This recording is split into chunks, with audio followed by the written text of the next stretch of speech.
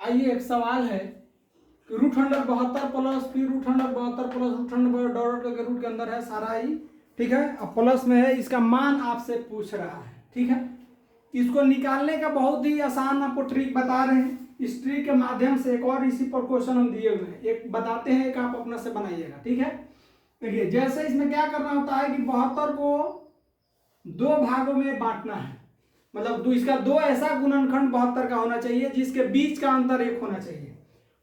एक हो सकता है एक, तो दूसरा हो सकता है 72, 2, 36, 3, 24, 4, 18, 6, 12,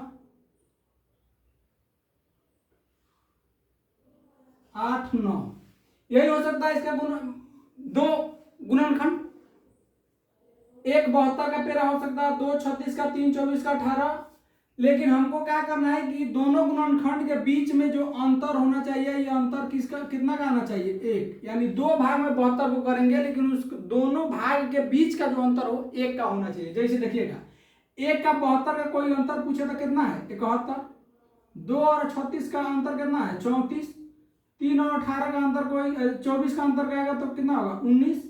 4 और 18 का अंतर कहेगा तो कितना होगा, 14।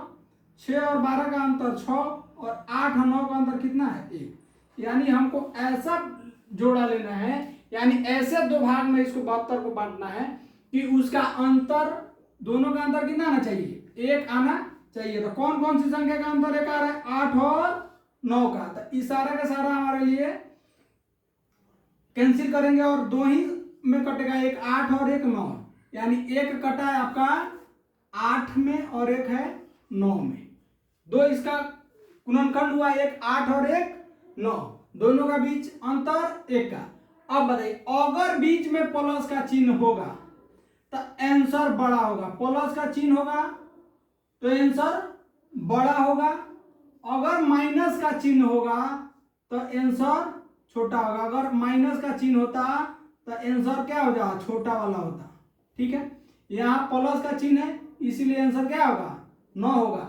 लेकिन अगर यहाँ पे माइनस होता तो आंसर होता 8, ठीक है। इसी तरह आपको 30 को दो ऐसा गुणनखंड में बांटना है जिसका अंतर कितना होना चाहिए, 1 होना चाहिए, और इसमें प्लस है। आप माइनस का भी निकाल करके आप कमेंट में बताइए, ठीक है, कि क्या इसका आंसर होगा। आंसर नंबर क्वेश्चन नंबर 2 का क्या आंसर होगा, इसको आपको बताना है, ठीक है।